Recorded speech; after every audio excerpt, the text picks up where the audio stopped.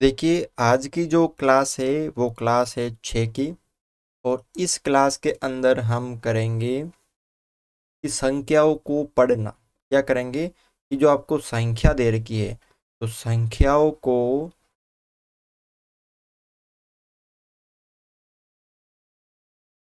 पढ़ना, कि हम उसको कैसे पढ़ते हैं।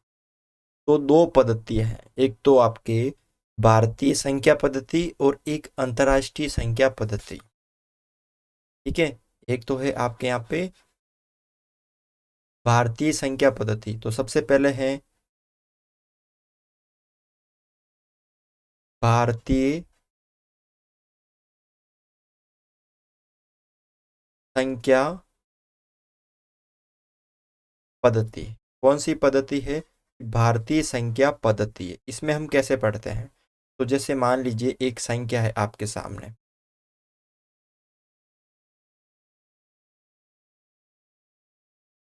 ये एक संख्या है। ठीक है? अब इसको भारतीय संख्या पद्धति में कैसे पढ़ते हैं, ध्यान से देख लेना है, समझ लेना है। ये समझ जाओगे तो आप जो प्रश्नावली है वो आराम से कर सकते हो, ध्यान से। तो भारतीय संख्या पद्धति में संख्याओं को कैसे पढ़ते हैं, तो इसके लिए क्या करना पड़ता है आपको? सबसे पहले अल्प विराम। अल्प विराम क्या होता है? अल्प विराम। अल्प विराम क्या होता है? अल्प विराम। अल्प विराम का मतलब होता है जो आप कोमा लगाते हो ना, ये इस तरह से, इस तरह का जो होता है कोमा है, इसको क्या बोलते हैं? कोमा। ये हिंदी में क्या बोलते हैं इसको? अल्प विराम बोलते हैं। क्या बोलते हैं इसको? अल्प विराम इसको बोलते हैं। कोमा जो होता है उसको हम क्या बोलते हैं? अल्प विराम बोलते हैं।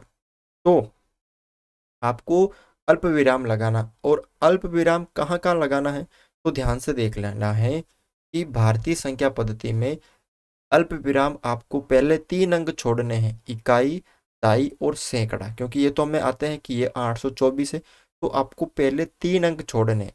कौन कौन सा? इकाई, दाई और सैकड़ा। कौन सी पद्धति में? भारतीय संख्या पद्धति में आपको पहले 3 अंक छोड़ने हैं, उसके बाद आपको अल्प विराम यानी कोमा लगाना है।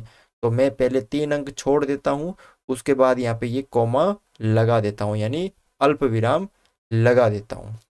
उसके बाद आपको दो दो अंक, मतलब दो दो संख्याओं के बाद, दो दो अंकों के बाद आपको क्या लगाना है? अल्प विराम लगाना है। पहले 3 अंकों के बाद लगा दिया, उसके बाद आपको दो दो अंक छोड़ते हुए क्या लगाना है? अल्प विराम लगाना है। तो पहले 3 छोड़ दी, उसके बाद ये दो, ये दो, ऐसे दो दो करके आपको लगाना है।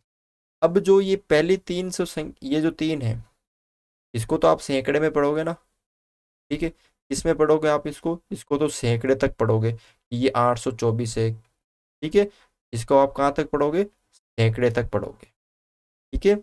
उसके बाद देखो, ये जो अगली संख्या है इसको आपको हजार में पढ़ना है। इसमें पढ़ना है हजार में। ये जो अगली है उसको आपको किस में पढ़ना है? हजार में। ठीक है। और अगली जो संख्या है इसको आपको लाख में पढ़ना है। इसमें पढ़ना है लाख। ठीक है। और अगली जो है उसको आपको किस में पढ़ना है? सैकड़ा हो गया, हजार हो गया, लाख हो गया, उसके बाद इसको पढ़ना है करोड़ में। ठीक है। उसके बाद अरब में। अगली दो संख्याओं को खरब में, ऐसे। तो अब इसको हम लिख क्या सकते हैं? तो अगर इसको हम शब्दों में लिखें तो कितने करोड़ है? 56 करोड़। तो ऐसे लिखना है आपको 56। इसको अगर लिखना है तो 56 करोड़। यहाँ पे अगर 0 और 2 होता तो 2 लाख, और यहाँ पे 82 है तो 82 लाख 46 हजार है। अगर यहाँ पे 06 होता तो 6 हजार। यहाँ पे 46 है तो 46,824। ठीक है। ऐसे इसको आप करते हो। भारतीय संख्या पद्धति में क्या होता है कि आपको क्या करना पड़ता है? पहले 3 अंक, उसके बाद दो दो अंक। ठीक है। अगली जो पद्धति है वो कौन सी पद्धति है? 2 नंबर पे है अंतरराष्ट्रीय। कौन सी पद्धति है आपके यहाँ पे? अंतरराष्ट्रीय पद्धति। तो यहाँ पे लिखो आप अंतरराष्ट्रीय संख्या पद्धति। अब देखो यहाँ पे अंतरराष्ट्रीय संख्या पद्धति में कैसे लिखते हैं। मान लीजिए एक संख्या है, ये एक संख्या है, ठीक है। अब इसमें अल्प विराम लगाना है। कहाँ लगाना है कि आपको क्या करना है कि दाईं ओर से, इस ओर से आपको तीन तीन, जो पहला अल्प विराम है वो हजारों को प्रदर्शित करता है। देखो पहला, देखो यहाँ पे ध्यान से देखना, आपको ये 3 के बाद क्या लगा देना यहाँ पे? अल्प विराम। फिर उसके बाद अगली 3 के बाद आपको अल्प विराम, उसके बाद अगले 3 जो अंक है उनके बाद अल्प विराम। मतलब एक अल्प विराम तो यहाँ पे आ जाएगा, एक अल्प विराम यहाँ पे आ जाएगा। अब इसको पढ़ते कैसे? पहले वाले तो आपको पता है सैकड़े तक पढ़ते हैं, ठीक है। पहले अल्प विराम मतलब ये तो आपको पता है सैकड़े तक पढ़ते हैं। उसके बाद यहाँ पे अगले वाले को क्या पढ़ते हैं हम?